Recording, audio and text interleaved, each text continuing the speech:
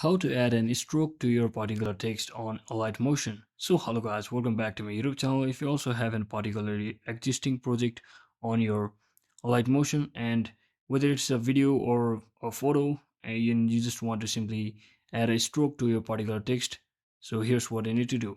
So as you can see, I've already created a particular text over here. So let's say I want to add a stroke to it. So what I'll be doing is, first, let me just quickly make the length of both text and video equal. So I'll simply remove this external part over here, and I'll just align this text accordingly with my video line over here so that both are of same length and equal to each other. So once you do that, now simply select the text and just click on this option that is edit text. So simply select it, and from over here you just have to click on this font size and just increase the font size so that you can see it more clearly than previously. So just put it right over here or anywhere you want.